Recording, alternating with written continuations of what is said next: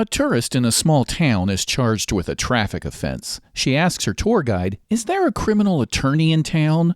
The guide replies, "Yeah, but we can't prove it yet."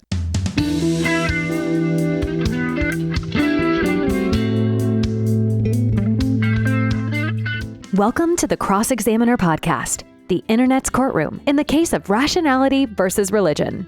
Here, our host uses his experience as both an attorney and an atheist to put religion on trial. We solemnly swear that it is the most informative, educational, and entertaining jury duty you will ever do. And now, it's time for the Cross-Examiner. Welcome to the Cross-Examiner podcast. I am your host, the Cross-Examiner.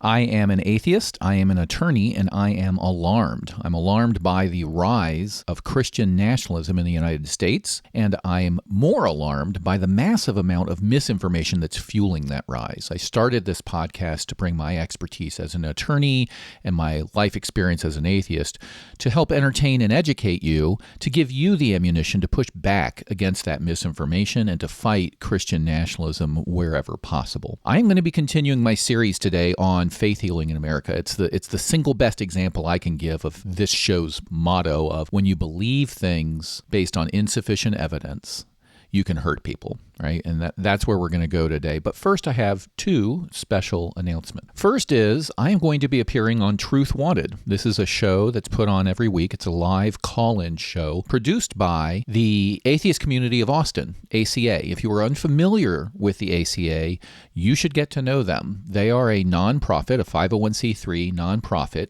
out of Austin, Texas, that is dedicated to the promotion of positive atheism and the separation of church and government. Well, those two things are kind of my jam here, so it's kind of a perfect meetup to work with them. I have appeared on one of their shows previously, episode of The Nonprofits. There's a link to that episode, and I'll post this episode on my website at thecrossexaminer.net. But please do check out ACA. They do a tremendous amount of work. I will be on Truth Wanted this week, which is June 9th.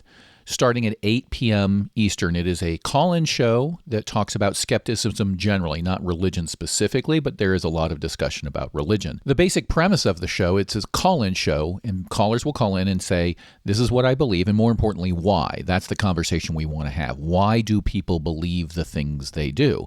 And we'll talk about that. So please listen in. Call in if you want to say hi. I'll be there. Again, 8 o'clock Eastern, Friday, June 9th. On to my second big announcement. I will be interviewing on my next episode an attorney named Ryan Jane. You may not be familiar with his name, but you're familiar with his work. He works for the Freedom from Religion Foundation, FFRF. This is another organization that you should be donating to and familiar with. FFRF are the soldiers who man the wall of separation between church and state. You may remember Jefferson wrote about the wall of separation. Well, these would be the soldiers standing on top of it day and night, waiting to defend the country from invasion by those who would turn this into a religious theocracy. FFRF does many, many things, and we'll be talking to Ryan Jane about his job there and the FFRF's role in society as a whole on my next episode. So I'm extremely excited.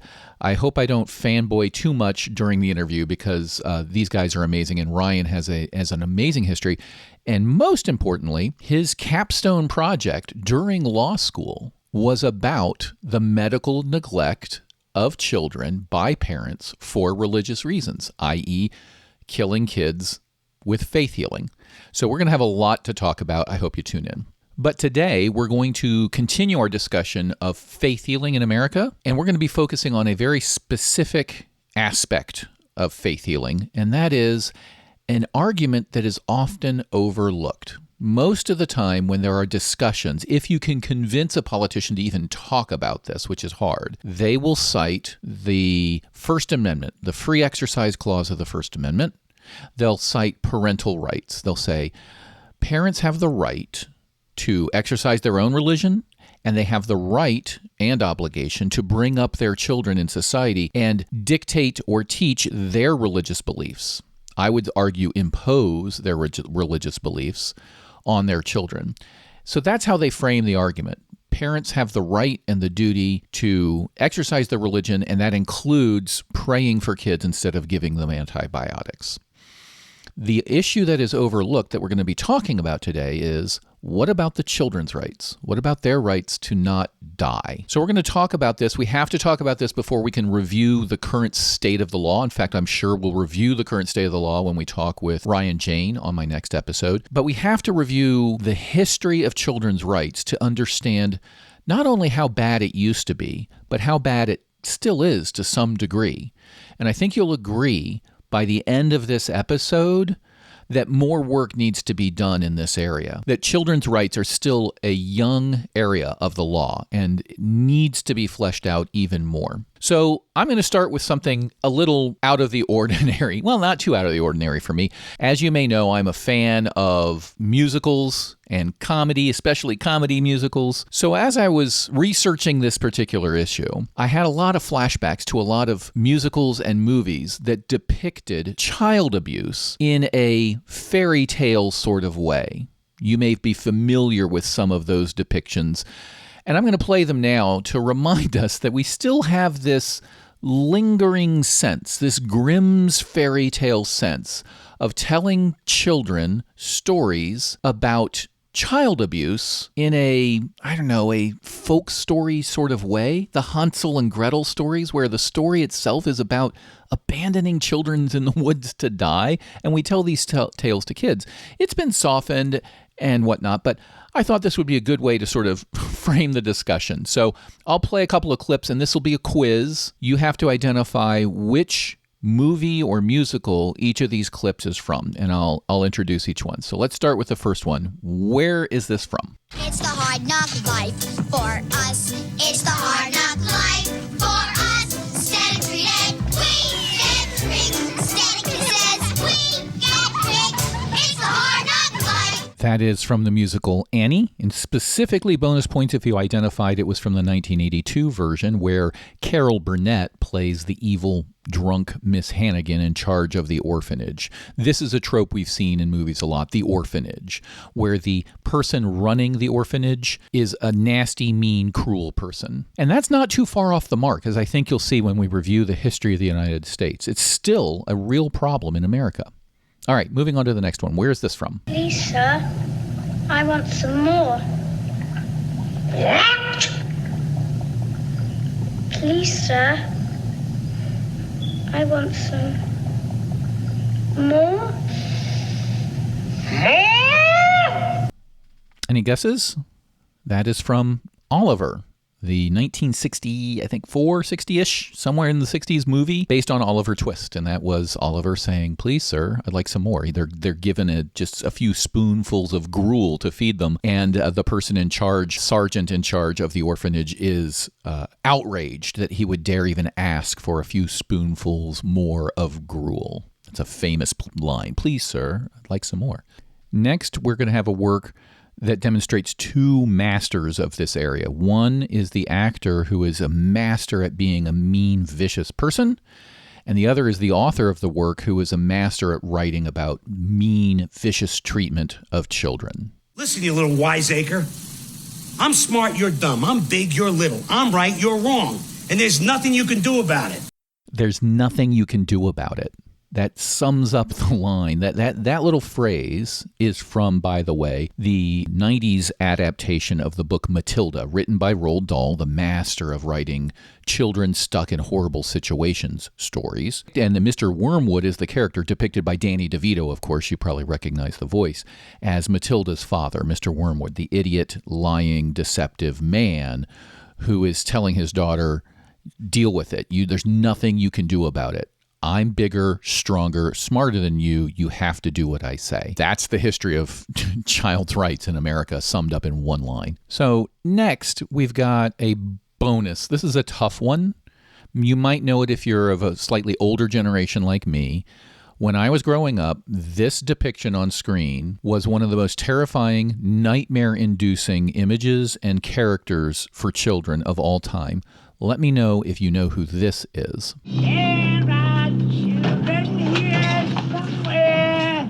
I can smell them. Aha! cockroaches. They get under the floors, in the cracks in the walls, in the woodwork. Any guesses? Anyone know? That was the child catcher from the movie Chitty Chitty Bang Bang. Still gives me a little twinge in the back of my neck of fear when I see his visage. He's got dressed in all black. He's got this long, pointy, upturned nose that's just unnatural. And in the movie, he is the law enforcement for the kingdom that has outlawed children. Being a child is illegal in this kingdom, right? And the child catcher tempts children with treats and candies and goes hunting for them in toy shops. The kingdom has a toy shop, of course, because it's a kids' movie, but it's illegal to be a child. The toy maker is played by Benny Hill of UK comedy fame, and he actually does a great job, even though he's a goof most of the time on his show. So bonus points if you got that one. Returning back to Matilda now, but a different version of Matilda. Tim Minchin, big fan of his, wrote a musical based on Matilda called Matilda the Musical. It was a huge success on the West End, huge success in Broadway, and Netflix last year turned it into a film. I highly recommend it. It's wonderful. I recommend the stage play even more. I think it's better than the film, but they're both really, really, really good. This is a quote from a character in that film that sort of sums up the popular depiction of British schools, especially during the 60s and 70s. See if you recognize this character. What is the school motto, Miss Honey? Bambinatum est megitum. Bambinatum est megitum. Children are maggots. Thank you for bringing this one to my attention. I shall destroy it in due course. Good day. Bambinatum est megitum. Children are maggots. That is our school motto. That, of course, is the evil Miss Trunchbull. Again, written by Roald Dahl in Matilda. The book is just filled with horrible parents and horrible officials doing horrible things to children. And Emma Thompson's portrayal of Miss Trunchbull is pitch perfect.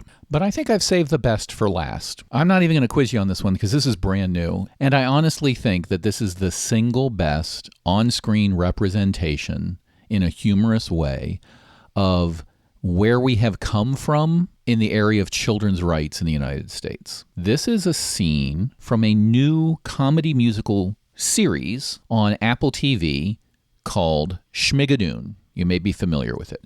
If you love comedy, if you love musicals, if you love musical comedies, you need to watch this show if you have not done so already. It is hilarious.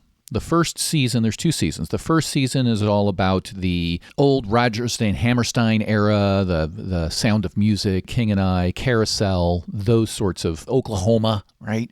Those sorts of musicals, the good old-fashioned, good family values musicals, period, of musical history. Season 2 is called Schmicago.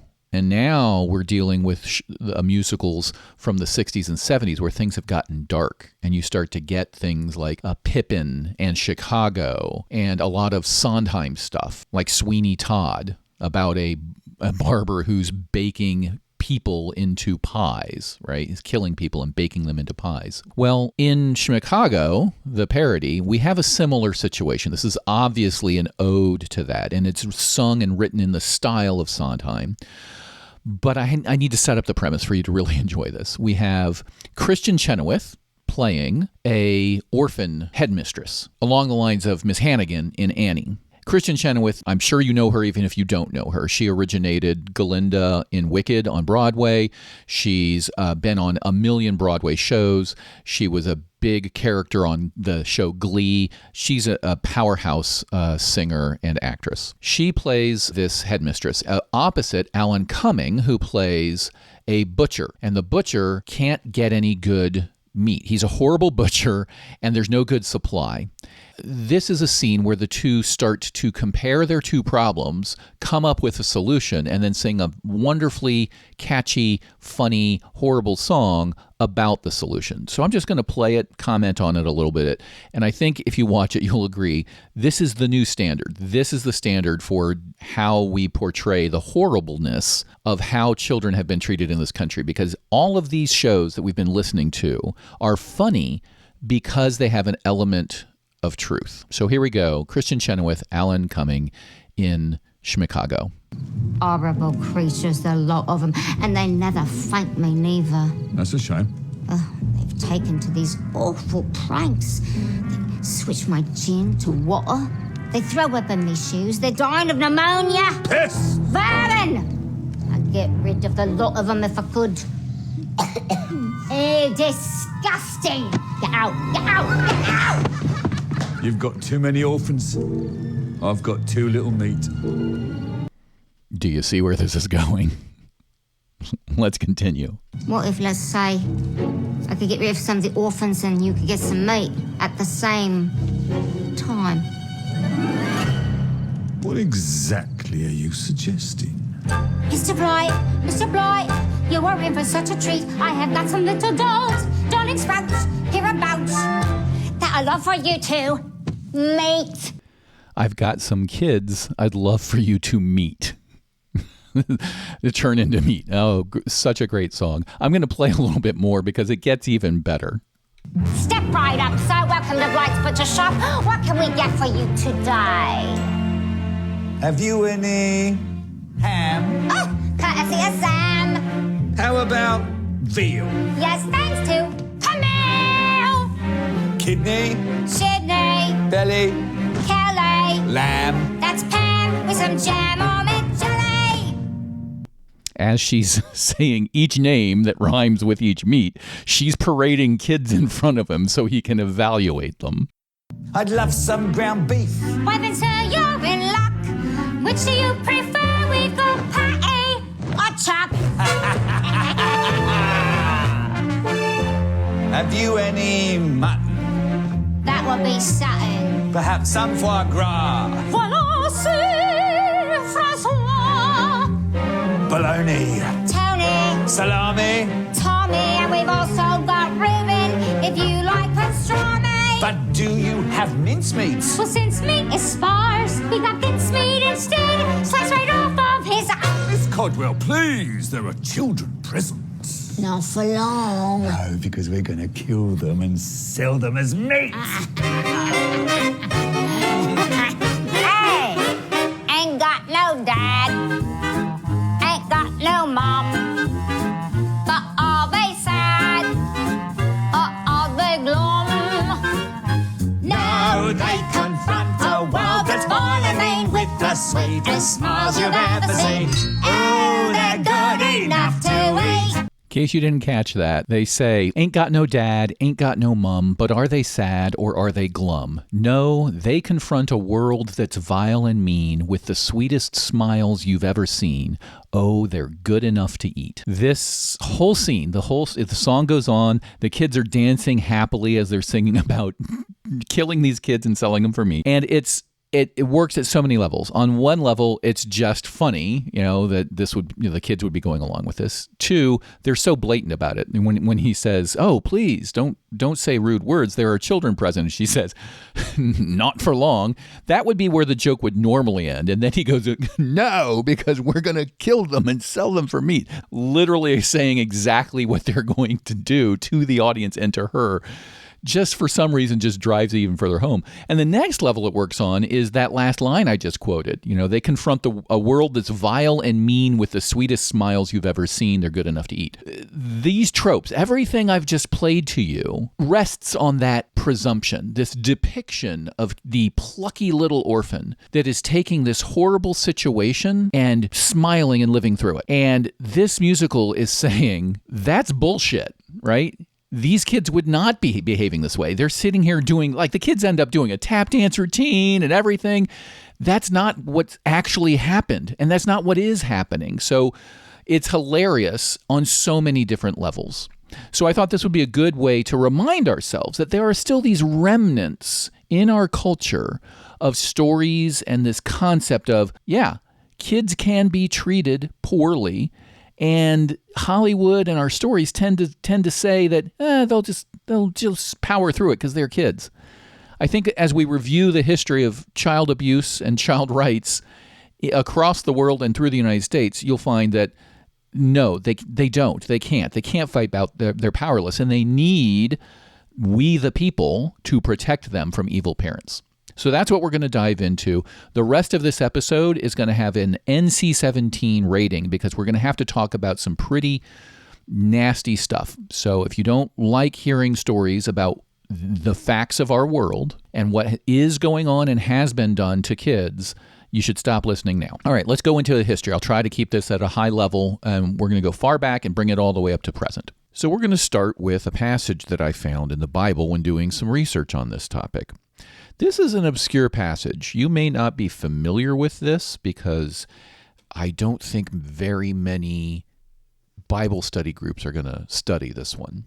So I'm going to read 1 Kings 16:34. It reads, "In Ahab's time, Hiel of Bethel rebuilt Jericho. He laid its foundations at the cost of his firstborn son, Abiram, and he set up its gates at the cost of his youngest son, Segub, in accordance with the word of the Lord spoken by Joshua, son of Nun." I'm not sure I got all those names pronounced correctly. But what's going on here? What are we talking about? He laid its foundation at the cost of his firstborn son, Abiram, and he set up its gates at the cost of his youngest son, Segub. What this is a reference to is something called a foundation sacrifice. And those are sacrifices of people, frequently in the Bible, children, when you are building a building or a fortress. And what people would do varies around the world, but we have found foundational sacrifices all around the world. They would take, here, my firstborn son, and bury them alive in the foundation of a building or a wall that was deemed to be important, frequently to dispel a previous bad event or curse, as is the case here. The reference at the end where they say, in accordance with the word of the Lord spoken by Joshua, son of Nun. The story previously is from the book of Joshua, specifically Joshua 5:13 to about 6:27. The story is, you may be familiar with it. It's one of many in which God instructs some of his followers to utterly destroy a city. In this case, we're talking about Jericho. The story goes that, quote, "both man and woman, young and old, and ox and sheep and ass were slain.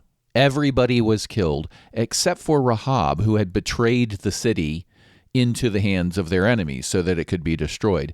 And Joshua, upon destroying the city, declares, quote, "Cursed be the man before the Lord that riseth up and buildeth this city Jericho. He shall lay the foundation thereof in his firstborn, and in his youngest son shall he set up the gates of it." So that was the setup. And then later on we have the story of Ahab who rebuilds it. And what does he do? He buries his firstborn in the foundation, and he buries his youngest son in the foundation to get rid of this curse. So this foundational sacrifice practice has been around prior to these writings and has continued past the Bible. I found an interesting article that led me on a bit of a goose chase. This piece was dated from 1909, I believe. Yes, 1909. The title is "Foundations Laid in Human Sacrifice, parentheses, illustrated." And it was published in a publication that was called The Open Court. And I had to do some research on that. Turns out The Open Court is a publication that was published between 1887 and 1936, and it was, quote, "devoted to the science of religion, the religion of science, and the extension of the religious parliament idea."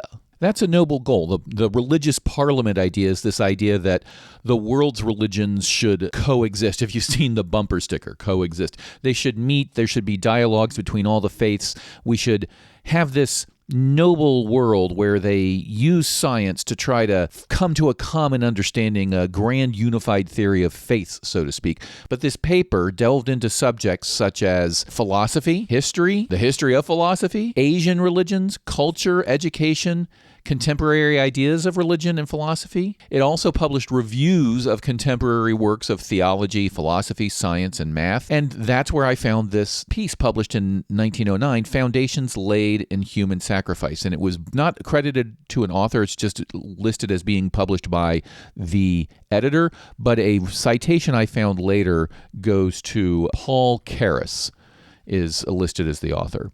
And this details the excavation of the city of Gezer. And the city of Gezer, these archaeologists found these jars with infants in these foundations. And this is back in the 1909, the time of your Indiana Jones movies, running through World War I and up into World War II is when Indiana Jones takes place, when archaeology was the new hotness. This is when people were going around and digging up Egypt, finding dinosaurs, all sorts of exciting things.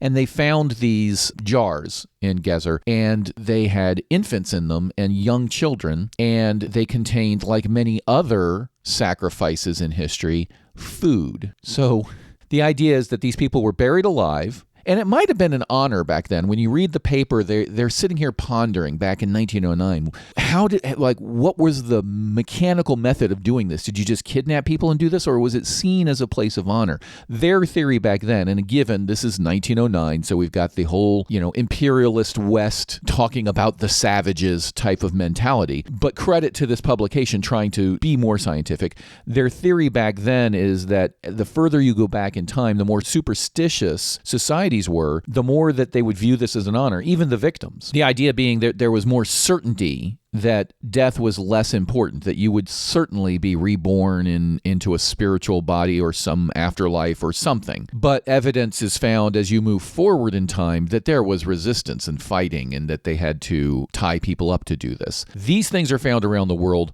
very frequently. Children are the ones that are buried, as you saw in the Bible. So in Jesus' time, the story of the Bible, or this is Old Testament, so before Jesus, they're talking about foundation sacrifices. There's a reason you haven't heard about that very much in your Bible study class. Isn't that curious, right? That they'll talk about cities of Jericho and the walls of Jericho fell down, but they don't talk about this. They don't talk about, and Joshua said, if you're going to rebuild this, you have to sacrifice your children and bury them alive under the foundations. But that's what the Bible says. So that's our starting point. Our starting point is kids are objects that are used to ward off spirits or to bless buildings by burying them alive. So let's jump forward to the time of Jesus when we've got the Roman Empire. And let's examine what a child's life might have been like at that time. And I'm going to crib from a book entitled Bad Faith. I may have mentioned it before. It's written by Dr. Paul Offit. I'm using this book as my springboard. That's what led me to this paper when I started reading about foundational sacrifices, because he talks about it for a paragraph or two. I thought, this has got to be, is he cherry-picking history here? This is crazy. And I start doing all this research, and sure enough, there's article after article after article, all during the early 1900s, of these archaeologists finding these child sacrifices in foundations of buildings and scratching their heads going, wow, this is so much more prevalent than we had previously thought. So at the time of Jesus, Roman Empire, infanticide was legal. Children were considered property of the father, no different than slaves. And for entertainment or as a pastime, children were stoned, beaten, flung into dung heaps, starved to death, traded for beds, sexually abused, sold into slavery, and, quote, exposed on every hill and roadside as prey for birds and food for wild beasts. Some boys were killed so that their livers or brains or testicles and bone marrow could be used as love potions. When kids had nightmares, they would be beaten to get the devils out of them. For entertainment, girls were regularly raped and children were suspended on poles so that hyenas could tear them apart. When Emperor Diocletian fell ill in approximately 303 AD, anyone who didn't sacrifice a child was immediately executed. That's the state of children back then. Infanticide was an everyday occurrence. One historian said it was, quote, the most widely used method of population control during much of human history. And it wasn't unique to Rome. In the Arab world, parents regularly buried their infant daughters alive. This is a common practice around the world. We know that daughters were much less valuable than sons during the agrarian periods because they wanted people who were more likely to be able to help out on the farm or around the factory or workplace. So there was a pagan Arab ritual where when they would have a daughter, they would bury them in a pit, to the point that mothers would give birth in a pit. And if it were to be a son, they would take care of them, take them out of the pit. But if they were a daughter, they'd just fill in the pit. That's how common that was. Again, I strongly recommend reading Bad Faith by Paul Offit. He describes all of this in great detail. It's quite shocking. But here is where we have to give credit where credit is due. If you look at the Bible, Jesus, in his teachings, tells people to be kind to children. I found a few passages that hint at that attitude. For example, he said, "Suffer the little children, and forbid them not to come unto me, for such is the kingdom of heaven." That's Matthew 19:14. Suffer little children. That's the best we can come up with, right? Suffer, put up with. But it is improvement, right? Put up with kids. Don't torture them. Don't feed them to animals. So credit where credit's due on that one. Also, we have, "Whoever welcomes one of these little children in my name welcomes me." Mark 9:37. And in the story where parents were bringing children to Jesus, Mark 10:16 says, "He took the children in his arms, placed his hands on them, and blessed them." So this is some evidence that the early Bible is focused on treating children not as objects, but as at least something worthy to be loved and protected to some degree. And we see this in the early days of the church. And when I say early days, I'm talking about like 300 BC. You remember Constantine. He was the first Christian emperor. And on May 12th, of 315, basically, state responsibility for health and welfare of children was born, writes Dr. Offit. A direct consequence of the ministry of Christianity to Constantine. Constantine proclaimed, quote, "Let a law be at once promulgated in all the towns of Italy to turn parents from using a patricidal hand on their newborn children and to dispose their hearts to the best sentiments." Basically, infanticide was now a crime. And this was because of, in some part, I have not done a ton of research here, but I want to give credit where credit is due, because of the teachings of the church at the time. This is 300 years after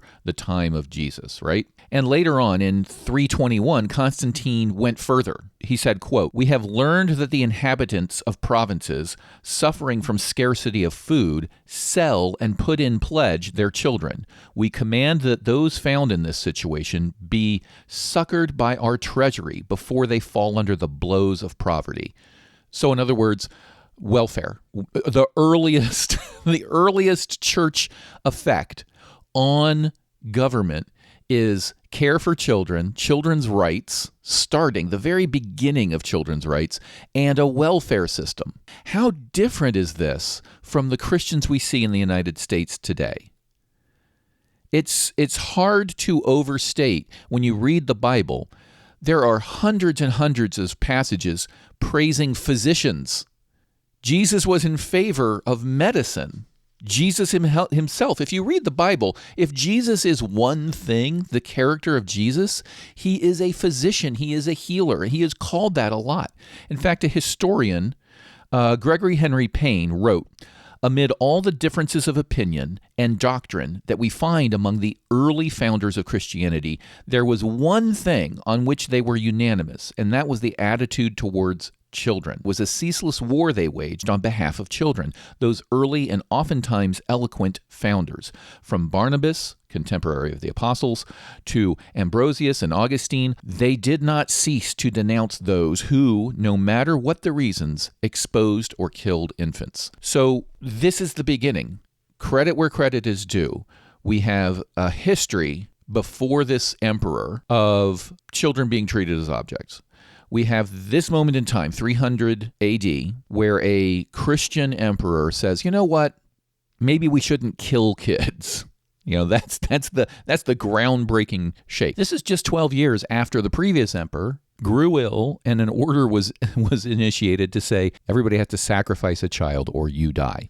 That's where we're coming from. Now, I do have to back up and say, what is the causal direction here? We've got a chicken or the egg situation. Did the founders of the church fight for being kind to children because the Bible said so? Or do the writings of the Bible reflect this attitude because civilization had come further in time, further in development, and we started to get a better sense of morality?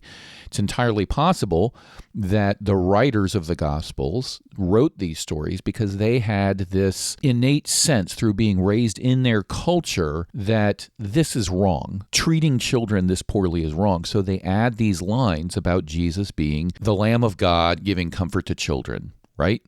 It's also possible that they wrote that because that's the stories they heard given through oral tradition about what Jesus said. But we don't know. And the reason we don't know is we have no originals. We don't know who wrote the Gospels. Everybody says Matthew, Mark, Luke, and John wrote the Gospels. That's not true. Open up any Bible that's got citations. It will tell you right there, we don't know. It's just attributed to those people because of church tradition. We don't have originals. The Gospels were written at least a generation past the time that Jesus existed. So that's one sort of fact arguing that these are folk tales, right? These are fan fiction. Maybe there was a person named Jesus. Maybe it's a sort of amalgamation figure. Who knows? But fan fiction comes along later, and the authors insert these attributes because as their culture progressed, as they learned more about morality, they're living more together in cities instead of roaming nomadic tribes, they figure out maybe we shouldn't be burying our kids in pits if they're girls. I tend to lead towards the people who were writing these documents at the time started to realize that this was a bad situation, and so they inserted these lines to show that their character was kind even to children and that should be done, because we see that everywhere. We see the world sort of progressing. So how much changed by the time the United States comes along, right? There's a whole history here of children being objects for many years. By the time the settlers come, the Puritans come to America, not much has changed. Legally, children were still the property of their father. It's not until much, much later, after the founding of the country, that we start to see in the law a recognition that children actually have rights. So I'm going to go through that history here. For the remainder of the episode, we're going to say, okay, where were we at the beginning of the country and where did we end up? So the United States Constitution was ratified in 1788. It was operative by 1789. So 1789, the country exists. By that time, by 1800 is the earliest records I found, there were a total of 8 institutions in the country for abused or neglected kids. Only 8. And in 1800, we had 16 states. So half of the states, and that's presuming that there was one in every state, half of the states had no organizations for abused kids. There was no government interest, no private interest, nothing for abused kids. If we jump forward 3 and a half decades to 1836, we see the first child labor law. This is Massachusetts, who creates a law where children under 15 who are working in factories have to attend school for at least 3 months a year. This is progress, right? That if you are 14 or younger and you're working in a factory, you have to go to school for 3 months. 9 months out of the year, you can work however many hours, 18 hours a day in a factory. And if you're 15, you don't have to go to school. But this is progress, 1836. Massachusetts, again, 6 years later, is the first state to limit working hours for children, and they limit the hours to 10 hours per day. So this is 1842. Massachusetts breaks new ground by saying children can't work more than 10 hours a day. So that's 60 hours a week if you take Sunday off, 70 a week if you don't. So jumping forward again, by 1850, there are now about 90 institutions for abused and neglected kids in the U.S. That's a huge leap. In 50 years, we went from 8 to 90, an order of magnitude more. And by that point in our history, we had 31 states. California joined in 1850 to make the 31st state. So 90 institutions across 31 states, so about 3 per state. Massachusetts leads the way again in 1851. They create the first modern adoption adoption law. It passed in Massachusetts. It was the 1851 Adoption of Children Act, and it recognized adoption as a social and legal operation based on child welfare rather than adult interests, which is pretty unique. And it directed judges to ensure that adoption decrees were, quote, fit and proper. That people were not just giving their kids out or selling their children to the butcher so they can, they're good enough to eat. That's not going on. That the judges have the power to say, no, you can't do that. This is not fit and proper. You're not going to be good parents, basically. And then in 1853, we have something that's both good and humorous. A person named Charles Loring Brace founds the Children's Aid Society. It takes kids off of the streets in New York. It's a homeless kids society to rescue them. But the reason it's kind of humorous is the very next year, that man creates something called the orphan train. It's exactly what it sounds like, a train full of orphans. And this train would travel around the western states of the United States, offering orphans up for adoption. Orphan Train. It's, Orphan Train, their first album was pretty good, but you should hear their second album. Orphan Train is my favorite band by far. Orphan Train. It's just such a weird phrase. But yeah, it was the Orphan Mobile. They would drive children around who were homeless. So don't get me wrong, they were trying to do good here. But who knows what rules were in effect or how discerning they were about who they were giving these kids out to. And surely the kids would end up going to work, right? Yeah, I need some kids because I want to be a good parent, but I also need a couple of hands on the farm. And that leads us to perhaps the very earliest case I could find of a court deciding that they know better than parents who were abusing children. And this happens in 1869. It's the case of Samuel Fletcher Jr. So strap in for this one. Remember I said that there's an NC-17 warning. This is a horrific case. So this is a case from the Illinois Supreme Court in 1869. The official name of the citation of the case is Fletcher v. People. The opinion was authored by Justice Lawrence of the court. And I'm going to read it because you can hear this judge's horror in his writing. So I'm going to start with a description of the facts of the case as the judge, as it came to the court. Quote, "It shows a wanton imprisonment without a pretense of reasonable cause of a blind and helpless boy in a cold and damp cellar without fire during several days of midwinter. The boy finally escaped and seems to have been taken in charge by the town authorities. The only excuse given by the father to one of the witnesses who remonstrated with him was that the boy was covered with vermin, and for this the father anointed his body with kerosene. If the boy was in this wretched state, it must have been because he had received no care from those who should have given it. In view of his blind and helpless condition, the case altogether is one of shocking inhumanity." The parents, Samuel and Letitia Fletcher, were found guilty of false imprisonment. Now, false imprisonment, the way I learned false imprisonment in school, is that's a tort. It comes from our common law. It's the civil version, basically, of kidnapping. False imprisonment is you're somewhere and you want to go away from that place and I am preventing you and I have no right to prevent you. I can sue you if you do that, right? If I'm in a store and the store locks the doors and say, we suspect somebody in here of shoplifting, so we're locking the doors and we're not letting anybody out until we search every bag, that's false imprisonment. Here, it's a criminal offense. So in Illinois at the time, there was some ability of the court to find people guilty of a charge of false imprisonment. So we would call it kidnapping. This is not child abuse. They didn't have that law on the books. So this is an example of the court stretching for different crimes to apply to a case of child abuse. So they found the couple guilty of false imprisonment for locking their blind son in a cellar for days on end in a dark, heatless cellar in the middle of winter while his body was, quote, covered in vermin. Who knows? Lice, bed bugs, something covered. And keep in mind, when they did that, they doused the boy in kerosene to kill the bugs. So you've got a blind son that you throw in the cellar, doused in kerosene, shivering in the cold, covered with bugs, and he has to escape to find help.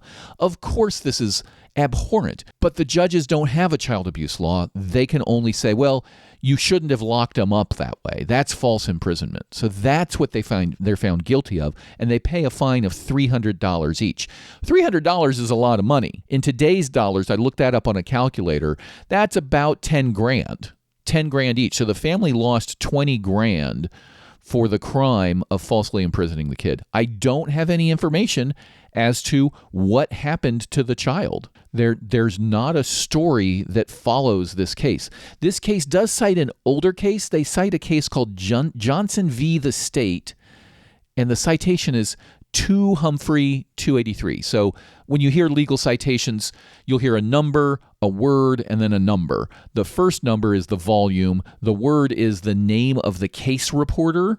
So case reporters are books where we accumulate all the decisions of judges. So 2 Humphrey 283 would be volume 2 of the Humphrey case reporter, page 283. I couldn't find any reference to a Humphrey reporter. In fact, I reached out to the Case Law Access Project run by Harvard Law School and asked them, hey, I'm reading this case. I can't find this citation anywhere. I've done my research. I've looked for English case reporters that are called Humphrey. I found one, but it's all about property law. It doesn't seem appropriate. I don't see anything else in U.S. case reporters. Do you guys know what the citation is? And they very quickly, to their credit, wrote back and said, no, we actually are unfamiliar with this. The opinions from back here are often computer scanned in, so maybe there's some sort of typo or misunderstanding or mistranslation. So I cannot find Johnson v. the State. This court cites it. It says, if the parent commits wanton and needless cruelty upon his child, either by imprisonment of this character or by inhuman beating, the law will punish him. Thus, in Johnson v. the State, the court held the parents subject to indictment because in chastising their child, they had exceeded the bounds of reason and inflicted a barbarous punishment. So there is an earlier case than Fletcher v. People, which is the kerosene child, the blind kerosene-soaked child in the basement. And that's Johnson v. State, but I cannot for the life of me find the details. So in this time, we are seeing the very first instances of courts saying, you can't do that. We don't have a specific statute about beatings for children that it makes that an especially horrendous crime, so we're going to use the regular crimes of false imprisonment, assault, and battery, things like that. And then we get in 5 years later, so that was 1869, 1874, we have another case, and this is the famous case. Samuel Fletcher, the blind kerosene boy, was the earliest I could find, but the famous case, the one that actually started affecting change, is the case of Mary Ellen Wilson. And I'm going to give you a lot of details here because it's a fascinating story. The story of Mary Ellen starts with a dying woman. This woman lay dying of tuberculosis in New York City, and a Methodist missionary found her and asked if she could help. And the quote from this woman, as told by the missionary, is, "My time is short, but I cannot die in peace while the miserable little girl whom they call Mary Ellen is being beaten day and night by her stepmother next door." The dying words of a woman who's dying of tuberculosis to a missionary, basically saying, you can't help me, but please, for the love of God, help this girl, Mary Ellen, living next door. And this missionary, her name was Etta Angle Wheeler. She went to investigate. And the apartment that was indicated by the dying woman belonged to Francis and Mary Connolly. And she made an excuse to go in and talk to these people. And she observed Mary Ellen, their daughter. And Wheeler said, quote, "She was a tiny mite, the size of 5 years, though she was 9. She struggled to wash a frying pan about as heavy as herself. Across the table lay a brutal whip of twisted leather strands, and the child's meager arms and legs bore many marks of its use. I went away determined, with the help of kind Providence, to rescue her from her miserable life." She went to the police. That's what she did. She made an excuse, went in, observed this, and were like, okay, we need to get this kid out of this situation. But the police couldn't help her. The police told her, quote, unless you can prove that an offense has been committed, we cannot intervene. And all you know is hearsay, is what she said. So all you have is the testimony of the woman next door, and you saw a whip on a table and a girl that looks malnourished. We're not going to investigate. No child protection services. The state is not interested in getting involved. If you've got evidence of a crime, we'll do that. But as long as parents back then would keep their crimes behind closed doors, all's fair, right? You can beat your kid as much as you want. So frustrated, Wheeler went to a variety of these societies that had been set up that were benevolent societies. And they all turned her down, saying, well, we can't go in. There's no way for us to go in and take a child. In fact, what she said is they said, quote, if the child is legally brought to us and is a proper subject, we will take it. Otherwise, we cannot act in this matter. Again, there's no law to help this child. There's no society that can leverage any sort of statute or regulation to even start investigating. Everybody's hands off. So in desperation, she turns to a man named Henry Berg. Henry Berg, back in 1866, founded a society you may be familiar with, the Society for the Prevention of Cruelty to Animals, now called the ASPCA, the American Society, but the SPCA is what he founded. This is 8 years before the Mary Ellen case. 8 years prior to that, we have a Society for the Prevention of Cruelty to Animals. He listened to this story and he said, well, if there's no justice for her, and this is a quote, if there is no justice for her as a human being, she shall at least have the rights of the stray cur on the street. Think about that for a second. This guy's saying there are no rights for children, but there are some rights for stray animals. So stray animals have more rights in his eyes at this point than children in America. So he takes his attorney who works for the SPCA and they pursue this to their utmost. And sure enough, they collect evidence and get the police to arrest the parents. And the trial was a media sensation. Among the first people to testify was Mary Ellen, and she testified the following in court. I have no recollection of ever having been kissed by anyone. I have never been kissed by my mama. I have never been taken on my mama's lap and caressed or petted. I have never dared to speak to anybody because if I did, I would get whipped. This is her testimony, right? That she's 9 years old and she's never even been kissed by her parents. All she's had is whippings. There's a man named Jacob Reese. He was a reporter, a police beat reporter describing the scene, and he wrote, quote, I was in a courtroom full of men with pale, stern looks. I saw a child brought in, carried in a horse blanket, at the sight of which men wept aloud. I saw it laid at the feet of the judge, who turned his face away, and in the stillness of that courtroom, I heard a voice raised claiming for Mary Ellen the protection men had denied her. The story of little Mary Ellen stirred the soul of the city and roused the conscience of the world that had forgotten. And as I looked, I knew I was where the first chapter of children's rights was written. This story dominated New York City newspapers for months. When it was over, Mary Connolly was sentenced to a year in prison, and Etta Wheeler, the missionary, took custody of Mary Ellen. And Harry Berg, who had founded the SPCA and used his money and influence and his attorneys working for him to save Mary Ellen, he founded the Society for Prevention of Cruelty to Children, the first organization of its kind. And its mission statement was clear, quote, to convince those who cruelly ill-treat and shamefully neglect little children that the time has passed when this can be done with impunity. If that isn't a line from a Hollywood movie of, we're coming for you, so you better run and hide, you child abusers, I don't know what is. For the next 20 years, the Society investigated more than 100,000 cases of suspected child abuse. The stories were shocking.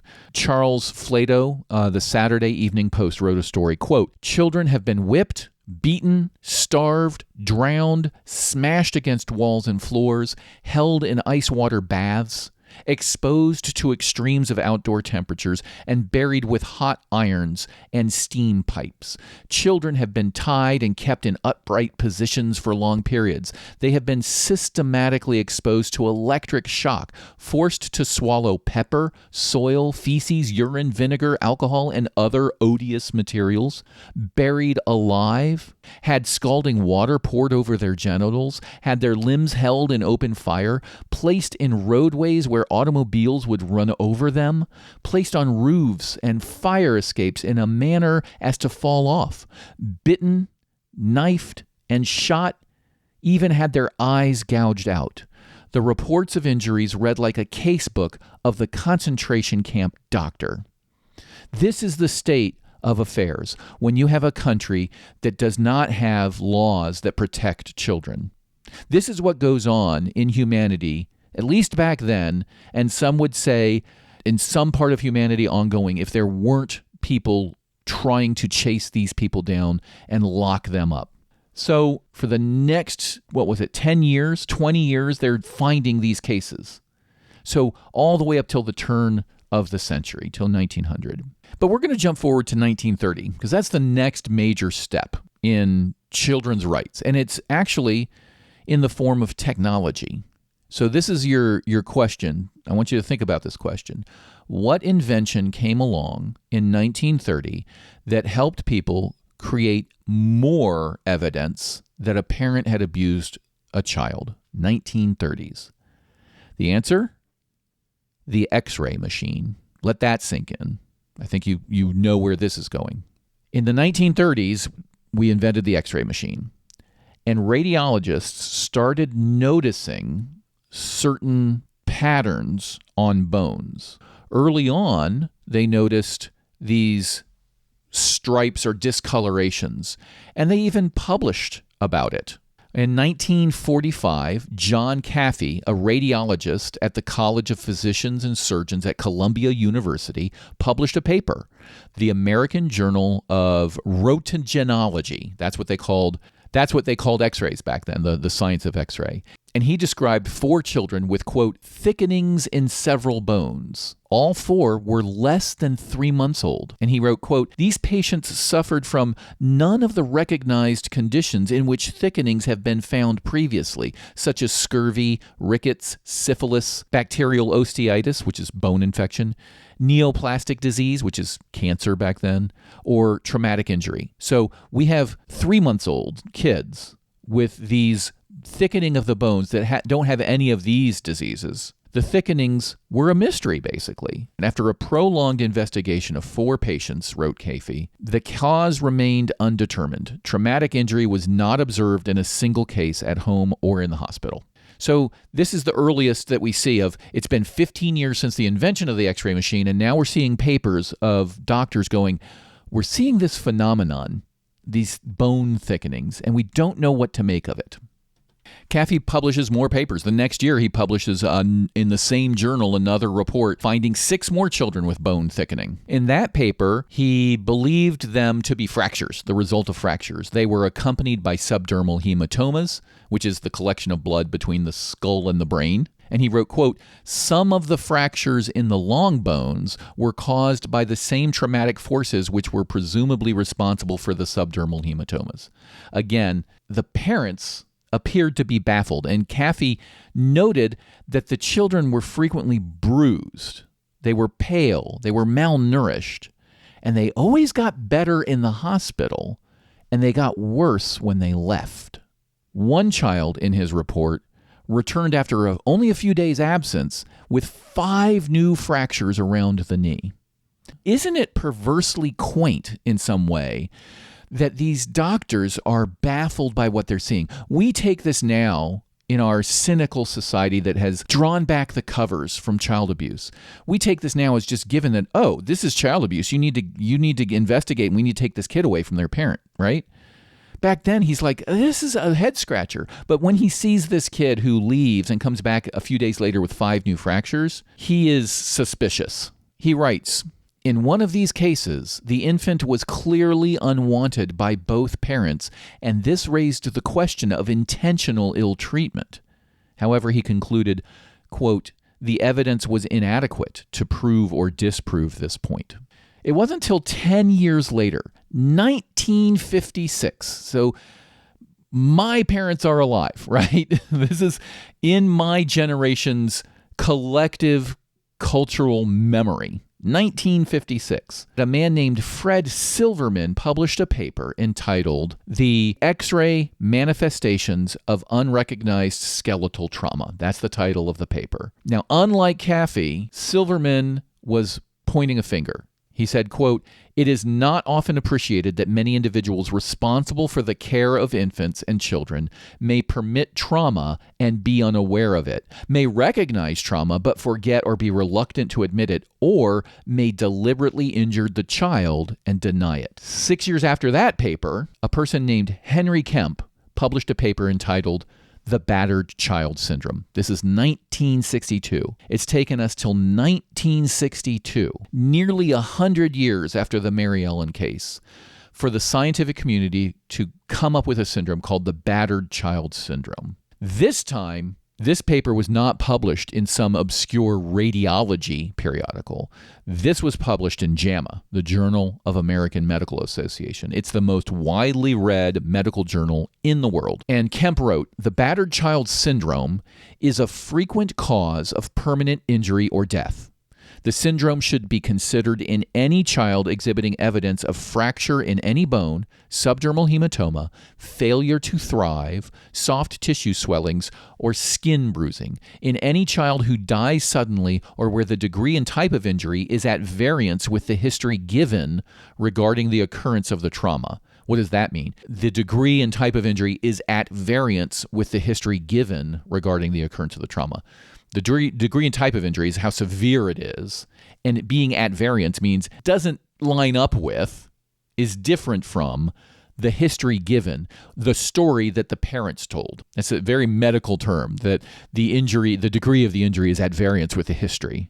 So your medical history is when you go in to see a doctor, they're saying, what can I help you with today? And you say, well, I was walking down the street and I fell down and my eye hit the tree and I have got a black eye. What he's saying here is when you see all of these conditions or any of these conditions, you should, as a doctor, start considering battered child syndrome. Kemp reported 750 children with X-ray evidence of past abuse. 78 of those had died. 114 had suffered permanent brain damage. He did something that the other physicians did not do. When he published this, it was accompanied with a press release. And within a few weeks, Time, Newsweek, Life, Saturday Evening Post, every major paper was talking about child abuse. One article was entitled, "Parents Who Beat Children, a Tragic Increase in Cases of Child Abuse is Prompting a Hunt for Ways to Select Sick Adults Who Commit Such Crimes." And during the next 20 years, medical journals published more than 1,700 articles about child abuse, so that by the mid-1970s, child abuse had its own medical journal. And guess who the editor was? Henry Kemp, the man who came up with the battered child syndrome, the man who decided to issue a press release and get in front of the cameras and start talking about this, its own medical journal, and he's the editor. That's a success story of a man who really helped millions, if not billions, of children. And battered child syndrome is still working today, is still used by doctors today as a diagnostic tool. So we're at a point now where we can't deny what's going on as a country. X-rays no longer allowed parents to deny what they'd been doing, and Congress started to take notice. And you may have heard of Senator Walter Mondale. Walter Mondale was a presidential candidate in my lifetime. He took notice, and he created the Subcommittee on Children and Youth. And he used that organization, that subcommittee, to try to mobilize Congress to protect children. And in 1972, the subcommittee published a book entitled Rights of Children. And this sets the stage for what Mondale really wanted to accomplish, which was federal child protection laws, an act that it was entitled the Child Abuse Protection and Treatment Act, CAPTA, C-A-P-T-A. And in hearing testimony about CAPTA, the proposed legislation, he heard from many people. One person in particular was the founder of an organization, a new organization called Parents Anonymous. And it was for parents who would beat their children and needed to stop, just like Alcoholics Anonymous and all of those. And I won't go into that detail. We've done enough of the horrific stuff. That person really swayed people over when they talked about their experiences. So CAPTA passes. So Nixon, who's a mortal enemy of Mondale politically, signs the bill. And that leads to one of my favorite political quotes of all time. Mondale said, quote, "Not even Richard Nixon is in favor of child abuse." Ooh. So yes, thank you, Nixon, for signing it, but I'm still going to just burn you on the way out. So the bill allocated $86 million for a center within the Department of Health, Education, and Welfare, what we now call Department of Health and Human Services. And it would compile a list of accidents. Their mission was to compile a list of accidents involving children, publishing training materials for caseworkers and doctors, and creating a national commission to study the effectiveness of state surveillance of this issue.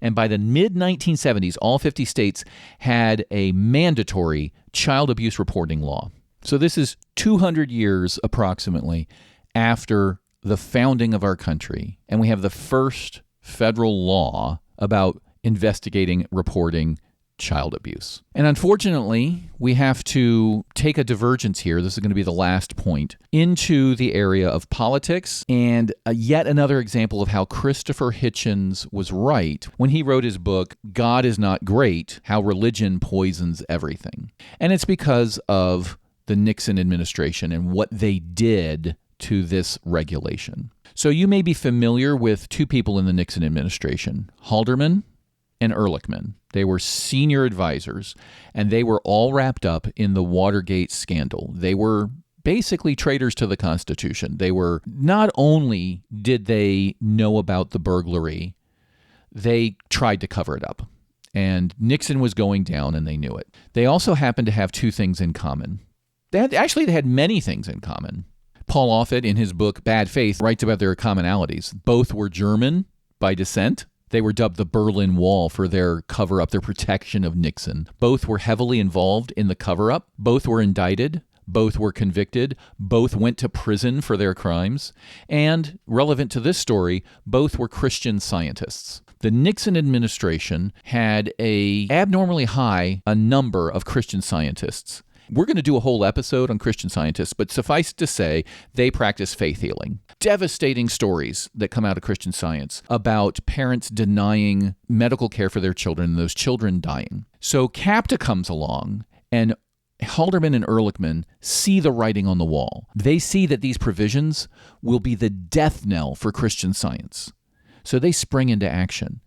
And in the regulations that are promulgated by Health and Human Services, they add the following language, quote, "No parent or guardian who, in good faith, is providing a child treatment solely by spiritual means, such as prayer, according to the tenets and practices of a recognized church through a duly accredited practitioner, shall, for that reason alone, be considered to have neglected the child." Looks like they're saying, if you're praying for the kid and something bad happens, we're not going to call that child abuse. They're trying to make it sound like religious freedom. They're making this exemption. Here's the problem, though. As Dr. Offit writes in his book, they tipped their hand. Only Christian Scientists would refer to their prayers as, quote, treatments, and to faith healers or pastors or prayer givers as, quote, practitioners. And only the Christian Science Church, quote, accredits its healers. So let's read that language again. No parent or guardian who, in good faith, is providing a child treatment solely by spiritual means, such as prayer, treatment, according to the tenets and practices of a recognized church through a duly accredited practitioner. Again, only Christian Science uses these terms. Shall, for that reason alone, be considered to have neglected the child. Treatments, practitioners, accreditation. This is Christian Science language. So Haldeman and Ehrlichman insert this mandate into this regulation. Now, this regulation is technically optional. If you understand our federalist system, the federal government can put out a bunch of laws for federal jurisdiction, but they can't dictate what a state's laws are. The state is responsible for taking care of child welfare. The state is responsible for the speed limit. The state is responsible for hiring and police and what they can do.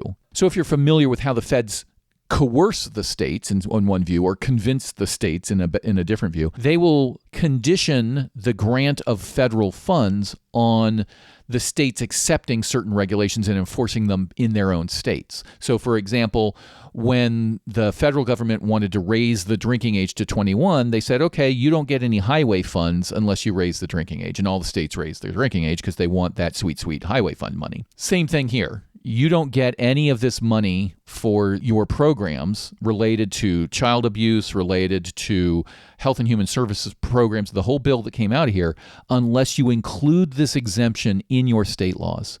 So every single state, except for one, included this Christian Science exemption from child abuse law in their state laws. And that one state was Nebraska, so props to them. So what happened is, about 10 years after that, this is 84, Department of Health and Human Services realized the absurdity of this mandate.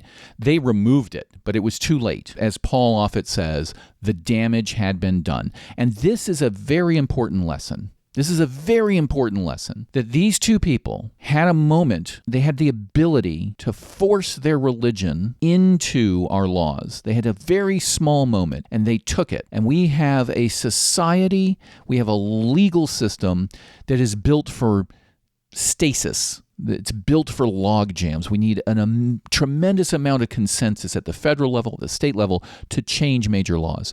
So they took their shot, and it struck a bullseye. Every state but one now protected the medical neglect of children for religious reasons. All because two Christian Scientist nutjob felons had no problem manipulating the system, motivated by their religious desire to sneak in protections for their entire religious organizations so they could keep on killing kids. There is no dispute about this. I'm not twisting the facts. Read this anywhere. This is why this is important. You elect people for the normal stuff. What is our economy going to do up and down? What is jobs looking like? What is our national security? But the power you give these people is so immense that this is a problem they generated back in the 70s when we were trying to fix the problem. CAPTA was a solution to parents abusing their kids, and these religious nut jobs said, we want to keep doing it, so we're going to sneak this little requirement into the funding part of the regulation so we can keep killing our kids. This is why voters need to be educated. This is why we do this podcast. You need to know the facts. And to this day, even though Health and Human Services removed it by 84, to this day, only about 19 states have removed it from their laws. 30 still have it in some form or another. In some form or another, 30 states in this country, you cannot prosecute parents for child abuse if their children are suffering because the parents are doing faith healing. In at least 3 of these states, Idaho being the leading one, it's a pure defense to abuse, to manslaughter, and even capital murder. This is what religion does. This is what I mean by Christopher Hitchens was right. You should read his book, God is Not Great, How Religion Poisons Everything. Because even if you are a good person and you happen to be religious, religion can make people do horrible things. And it made these people kill their children. It made Ehrlichman and Halderman take their shot and subject children across the country to the risk, the very real risk, that they can be killed by their parents for their parents' crazy religious beliefs. And to this day, we have thousands of children who have died because of what they did. So these people, if you didn't think that these people were scum for what they did to the country under Watergate, I hope for now you realize that these are the worst of the worst type of people. They take these opportunities and they insert these laws, and they change something in our national structure, and then it's hard to take back. It's so hard to take back. Go back to my very first episode where I talk about the McDonald's hot coffee case and how the rich and powerful corporations, tobacco companies, tried to use that and successfully did to pass what they called tort reform and trick everybody into thinking that that was a good idea. We still have that idea present in our laws. There are still so many states that have caps on damages, unreasonable caps on damages, where, let's say, a child who needs millions of dollars of care for the rest of their lives because their OBGYN was negligent, and the most they can get is a couple $100,000. And it puts the kid right back on welfare or out in the street. That's what these people will do. They take their moment, they change the law, and then it takes generations to change it back, which is why the current court is such a terrifying prospect. The current court is changing First Amendment law, and they are enabling the intermingling of religion and government to a level we've never seen before. And we know that this brief moment that Mitch McConnell has worked for decades is not going to last for long, but it'll last long enough to change things until I'm long dead and gone, and possibly till my children are dead and gone, until we can fix what's going on right now. So forgive me for going on a bit of a rant. This is the lesson of the podcast, right? That if you aren't keeping an eye on this stuff, if you trust people, if you take their evidence without skeptically reviewing it, they are going to steal you blind, both from a financial perspective and from a legal perspective, from your rights. So where does that leave us? Why do we still have these laws on the books? This history is ancient times, children were property. Before our country was founded, but in the colonies, children were property. 1874 is when we very first start seeing that, hey, parents are abusing kids, and that's not right. We should start fixing that. And 200 years later, after the founding of our country, we have this act, CAPTA, this amazing act, and it is sabotaged by these religious zealots. And the states now have these laws on the books that say, you can kill your kids, that's okay, as long as you do it because you're religious. So what do the defenders of this say, right? What do people say when they are asked, why do you support this as a politician, right? In Idaho, they had a big movement to try to get rid of this multiple times, and it gets voted down with numbers like 2/3 of the politicians saying, no, we should keep these exemptions. And they always couch this as a parental rights issue, right? They say this is the parents' rights for religious freedom. This is a free exercise case. This is a First Amendment case of them exercising their religions. There's never a discussion by the majority, by the conservative Christians, about the children's rights. So we are still in a world today where these religious zealots will deny the rights to any children to be free of this, to even enter the discussion about children's rights. It's all about we need to give cover to our Christian brethren. None of the people in the Idaho legislature who voted to keep this active time and time again, this exemption active, none of them are out there killing their kids. None of them are faith healers. But they're Christian.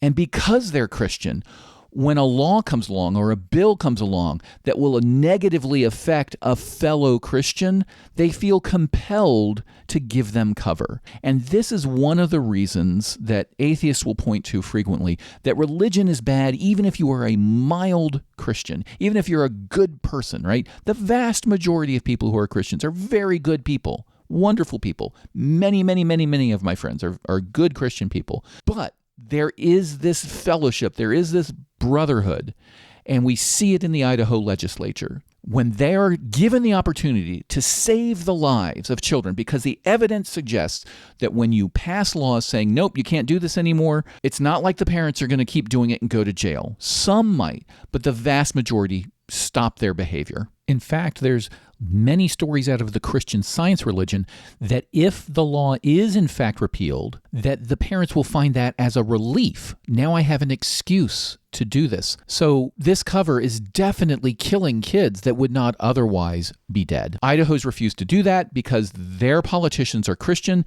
and they feel like, maybe I think it's a good thing, but if I do this, my opponent's going to say, look, you're attacking Christians, and the voters are not going to stand for it. They're all good Christian people. None of them are faith healers, but they don't want these crazy Christian faith healers who are killing their kids to be negatively impacted by the government because they have this giant chip on their shoulder, this giant persecution complex that we've seen time and time again, feeling like any reasonable steps to give children rights not to be killed by their parents is an intrusion by the government on their fellow Christian brothers. That is why being Christian in and of itself can be dangerous because you find yourself in bed with these nut jobs and your politicians go along and support them. That is the state of children's rights right now. There have been lots of cases in front of the Supreme Court about parental rights. And when I say lots for the Supreme Court, there's, multiple, at least 4 or 5, multiple others. There's no right of a parent to kill a child. There's no right of a parent to hurt a child. There's none of those cases. There's no cases about children trying to emancipate themselves because of faith healing. None of that has made it. The cases that we find in the Supreme Court are, if the first one I found for parental rights was post-World War I, there was a law in a state that said you can't teach German to your child, right? That was found unconstitutional. Parental rights. I get to raise my kids the way I want. There's a couple of other cases that have to do with education. I want to pull my kid out of school at an early age. I'm an agrarian. I'm an Amish farmer. I want to pull my kid out of school at the age of 15. I have the right to do that. The Supreme Court agrees. There's another case that says the state said I have to go to public school. I want to send my kid to a private school. Supreme Court agrees with that. The final case was in 2000, I think. Troxler, I believe is the name of the case, where a mother whose husband had passed away didn't want the husband's parents to have contact with the kids. And there was a law in the books that said a judge may order visitation. They had the power. That's the law. And Supreme Court said, no. The parent gets to raise the kid. Interestingly, in Troxler, Scalia writes in his dissent, and he has spoken publicly about this, he points out there is a no enumerated right in the Constitution for parents. The Declaration of Independence talks about your right to marry and raise your kids and be a parent, but they didn't include it in the Constitution. And based on that, he would hold that the state does have the right to come in and say, yeah, it's in the best interest of the kid to visit his dead father's parent, their grandparents. But the majority said no. There's a lot of reasons Scalia is wrong, but it's an interesting observation, especially if you're looking for the support to say the state has a right to come in and say, no, you can't practice faith healing on your children. So these are the laws that are out there. We don't see the same level of cases reaching the Supreme Court about children fighting back against this sort of stuff, children having a voice. And don't get me wrong, I am a parent. I don't want my kids making life and death decisions all the time. But we should look, as lawyers, we should look for these cases. We should be reaching out as community activists to children of faith-healing parents and trying to see if there's family members around who can bring these cases and say, there's an unacceptable attack on these children's rights by these laws. I talk about this more with my interview with Ryan from Freedom from Religion Foundation. That's going to be my next episode. In fact, next several episodes. I encourage you to tune into that one. I will leave you with this thought. Thank you for sticking with me. This is probably my longest episode yet. This is the episode I'm most passionate about. This is the example. When I say, if you believe things based on insufficient evidence, you can hurt yourself or others, this is it. These people believe that they need to pray to heal their kids. We know that prayer doesn't work. The politicians know that it doesn't work, but the politicians let it keep happening because they believe that there's some sort of Christian thing they have to follow. The parents keep killing their kids because they believe it's a test or whatever to get them into heaven. And what it is in reality is it's a modern day foundational sacrifice. Just like those kids we talked about at the very beginning, dating back thousands of years, the superstition that I have to kill my child to make this building safe or blessed. These people believe they have to kill their child to prove that they are worthy of getting into heaven. This is no different than foundational sacrifices of children. And that's how it should be framed.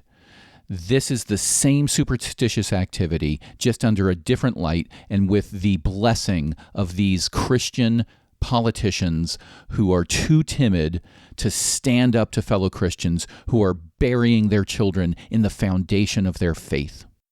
That's what's going on in America, and we need to put a stop to it. I'm going to end on a fight anthem. I'm going to bring this together with a song from Matilda the Musical, the movie version. There is a song in there called Revolting Children, and it's a play on words. The children are revolting as in they're disgusting, as we've seen in all those clips I played back at the beginning, right? Children are revolting. The orphan headmistress can't stand them. The child catcher needs to lock them up. The father of Matilda finds her disgusting and strangely smart, which is just a bad thing for a child. Miss Hannigan wants nothing to do with them. They're disgusting little children. They're like rats. The children are revolting. But in this song, it also means the children are rising up. The children are fighting back against that arc of our history, that long, long path of child abuse, child neglect, child sales, and child death.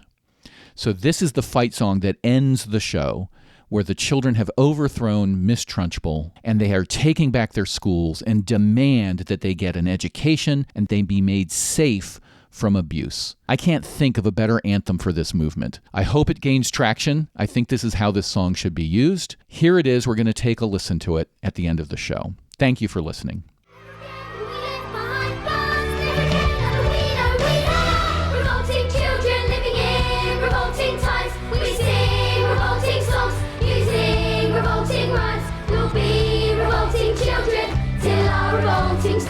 And we'll have the judge for bolting. We're revolting.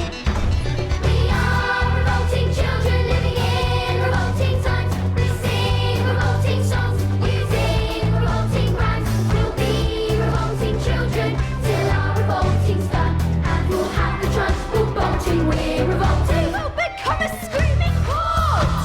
Take out your hockey stick and use it as a sword.